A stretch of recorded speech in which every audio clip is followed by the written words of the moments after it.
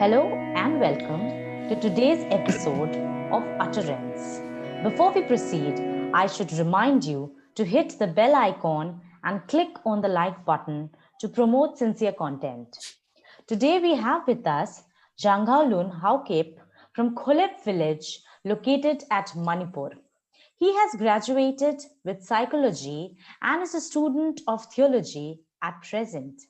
Leon, well, that is how his friends address him, is a researcher in his own rights and has been amply published while voicing his concerns regarding social issues in the recent past.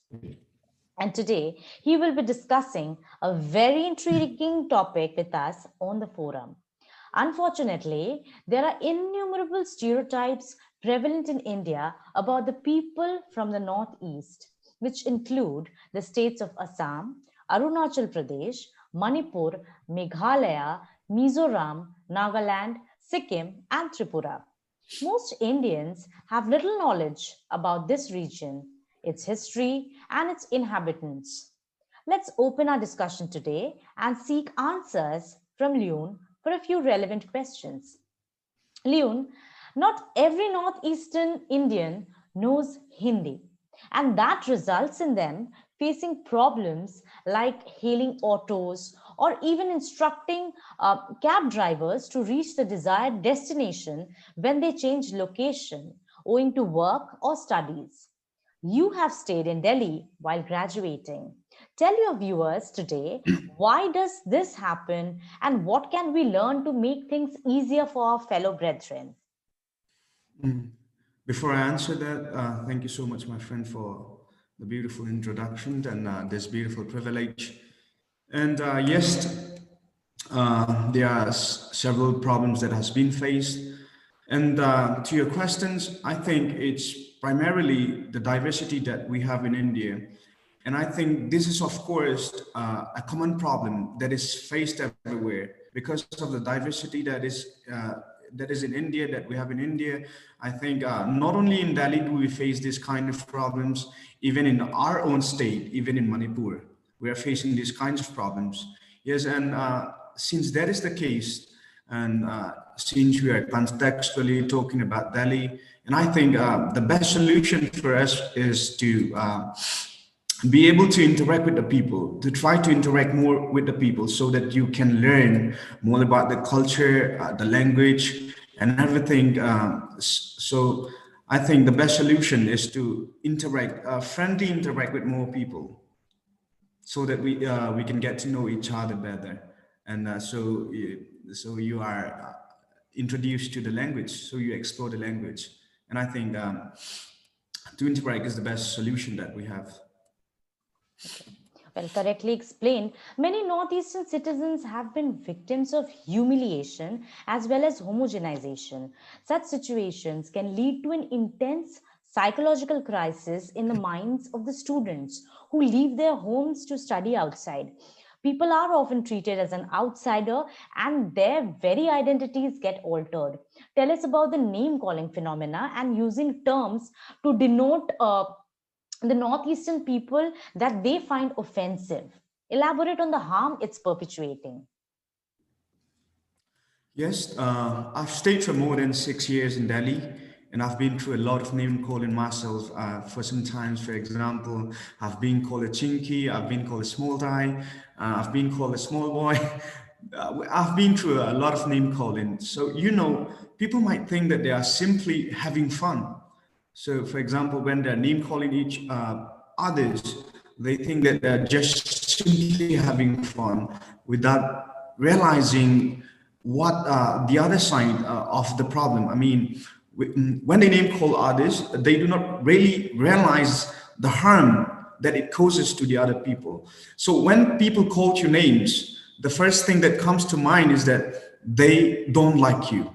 So the first thing I have in mind when people start calling me names is that if they call me names, it means that they don't like me, and that is a very bad impression to have. So, the next thing is that they are looking down on you. The first thing is they don't like you. The first impression they give you is they don't like you, and the second impression they give you is they are looking down on you.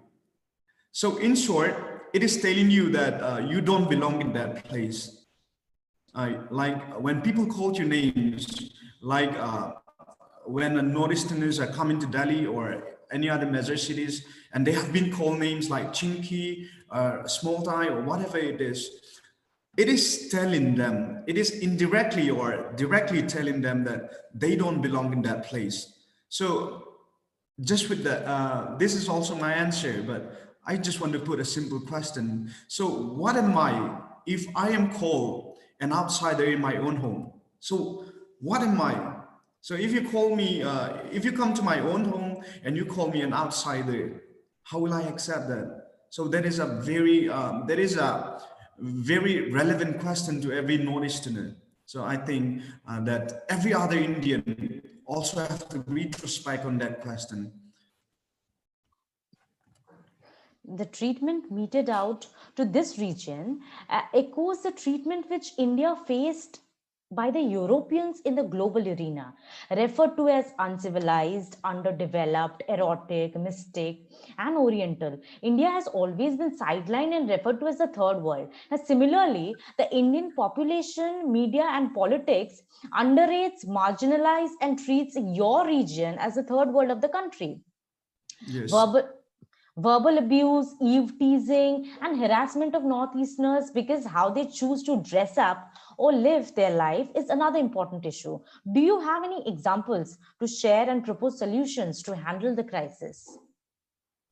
So this is only a bit different from the previous questions. I just would like to cite an example. So may his soul rest in peace. Arunachali brother, I cannot remember the year, but his name was Nido Tanyam. He was at first taunted for his hairstyle.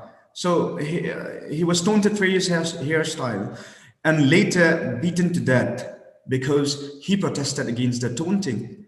So you see, that is the harm, or that is the outcomes of what of this name callings or whatever it is. So I don't really have a solution. But if people can forget about differences, so if people can forget about differences and start to see the likeness in each other, for example, even though you are a mainland Indian or I'm from Northeast, we're the same humankind, for example. If we could only start to explore each other's culture and way of life, and then I'm sure that we can hope for a better unity in diversity. These instances of casual racism are not isolated instances. It has led to a systematic racism and institutionalized validation of such practices. Northeastern citizens have to go through many problems because of the discrimination and prejudices against them. They are denied accommodations in many places. This also includes physical assaults, insults, side glances, or sneers and comments. Does this create a sense of trauma? Does this alienate them from the rest of India? First, in some places, you're denied accommodation or taking what you like. For example, fermented feast. When talking about fermented feast, it's so popular here in Manipur that almost everyone likes this fermented feast. And it's a part of a dish, our main dish. But when you come to Delhi, for example, in most, I would not like to say most, but in almost at least half of the places, you will not be allowed accommodation if you are taking fermented fish, for example, or if you are eating pork, or if you are eating dog meat, or if you are eating snake, or whatever it is. Because here in Manipur or in any other northeastern stage, we have our own kind of food, or our own kind of dish. So I think I don't know if this is any kind of discrimination or if this is just that they do not honestly like them. But to think of it, I think that this should be addressed. You So think you think this is happening because of then cultural ignorance? it must be, yes, it must be cultural ignorance, yes, because they do not know the value it is for the Northeasterners to have their special kind of food with them. Yes. So it does alienate. So it does create a sense of trauma, and at most times it frustrates me. For example, I've been there and I know that I know it. That is fine. Yes. Now that you're sharing so much knowledge on how the situation is, I was thinking how our government standardized school textbooks have never taught us anything or have taught very little, if at all, about this part of the country. Tell us, how can we create awareness about our Northeast and how will it help?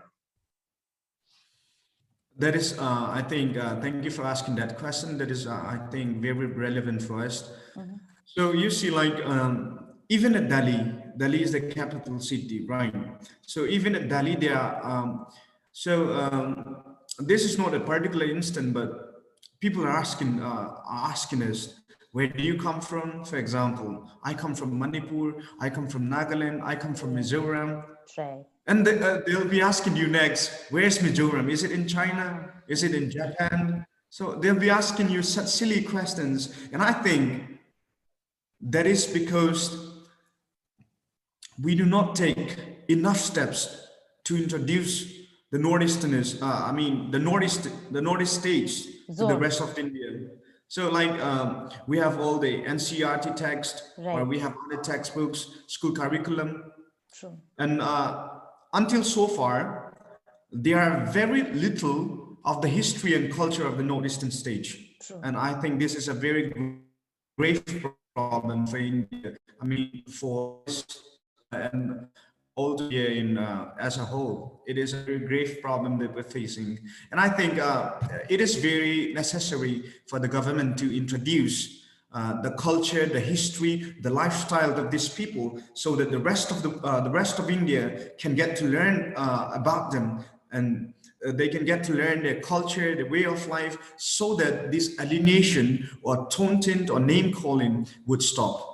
So I think it is up to the government or the state government or maybe the center governments to introduce, like I said before, the culture, the way of life, and the language that placed into school textbooks, or give awareness at least once in a while. It will still be okay. So to these people, to the rest of India, so that people can understand it or can learn more about them.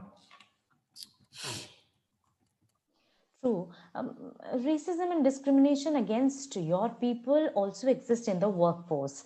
Tell us, why should otherwise there be so less representation of Northeastern people, even in movies and advertisements? Why isn't it still normal for us to have a hero or a protagonist who's Northeastern? Isn't there?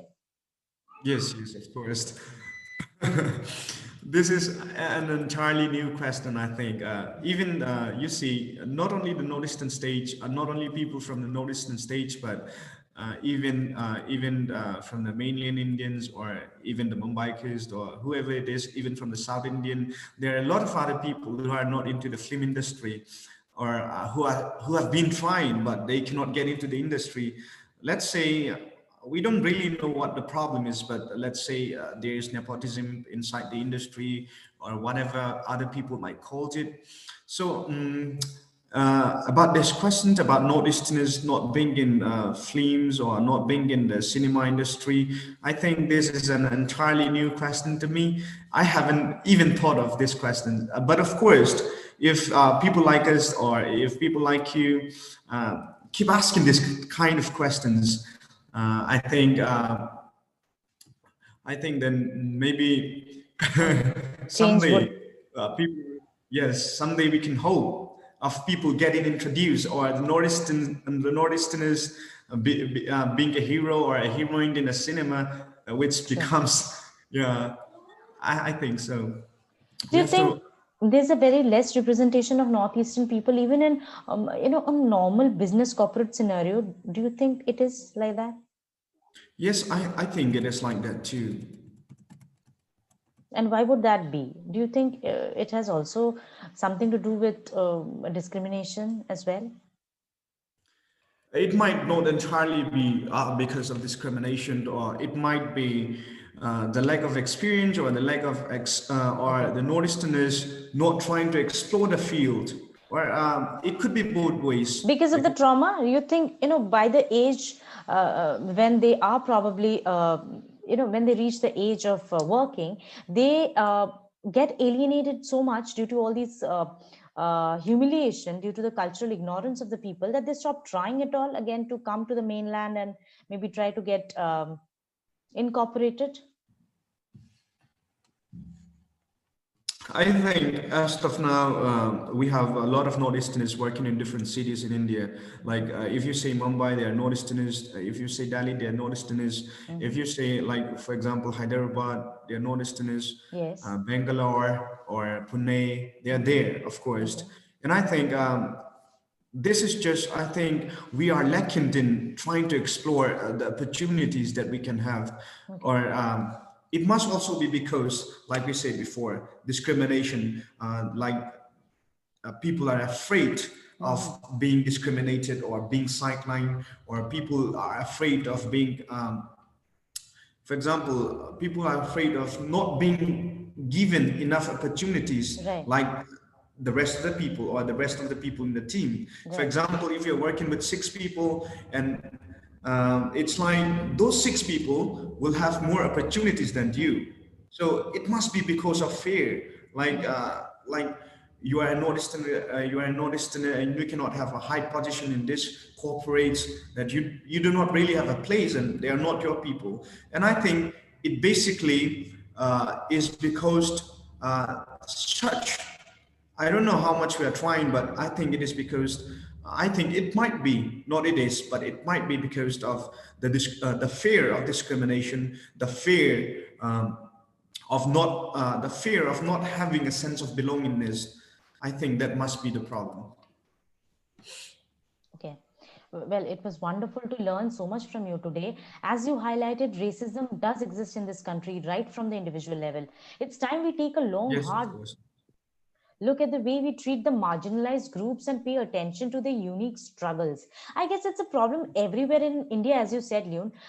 People in the southern belt think UP and Bihar are alike. People in the northern belt think Chennai, Kerala, and Tamil Nadu are similar. People in the eastern belt think Gujarat and Rajasthan are twins, and many in the western belt believe the same about Manipur and Mizoram. Well, the only way to get through to this is to get knowledge. Do you have any Yes. closing comments before we draw a closure? Yes, I have this very popular phrase that says, if you're living in a society, of course, in a society like India, where it is diverse from the very beginning. Like, for example, even a small state like Manipur, there are so many dialects. There's so many, there are so many different dialects that I do not even get to know even 3 of it, for example. Like, so if you go to Mizoram, they have different dialects. Even in Nagaland, even though they are all Nagas, they have different dialects. For example, it is there. So I think the best thing for us, or not, if not the best, I think a good thing for us is to be able to understand and accept people as they are. That means to understand the differences, accept the differences, and get to know more of people, explore more of the likeness of people, so that all this discrimination or any kind of segregation do not have place in our society. You remember, we have been talking about the elections as well. I remember Yes. the elections at your place were at the same pace. When there was this Bihar election also going on, there was no coverage of election in Manipur. So would you like to comment on that? And Bihar elections were everywhere on media, like on every channel, but then we didn't see anything of the same sort for Manipur. Um, Speaking without malice to none, I think it is. It must be because it must be because in Bihar, is it by-election? Is it by-elections in Bihar? Because in Manipur it was just a by-election, which Okay. even if they are being elected, it Exactly, will because only be a year. The hmm, term will okay. only last for a year. So Okay. I think that might be a reason. But even without that, I think even in general elections, we have all the media coverage in the mainland Indians. Yeah. I think I don't know how crazy it is, but I think it must be because of the population size or whatever it is, the influence that this stage have. So I think the central government or the medias are thinking, or they may be thinking that Manipur is still small, or northeastern states are still small, and their number is negligible. I think that must be the idea or the concept, not being very clear, of course, but I think it must be of that kind. But saying that, I would also like to add that the numbers, although it defines, although Yes. it is very influential, Yes. but we cannot only rely on numbers. It has to be more about humanity. I think it Exactly. has to be more about social responsibility, Right. social ethics, or even though it is politics, if it gets more of media coverage, for example, in Manipur, if it Right. gets more of media coverage, if I think this will also give a scope for for the rest of India to learn about the northeastern stage. For example, like everyone is talking about Bihar elections Ex or election in other places, UPMP, wherever it is, yeah. but we have really heard of election in northeastern stage in Right. national medias, and I think election and politics is the main interest of the country. Right. If you agree with me, right? Yes. So it Yes. is the main interest of the country.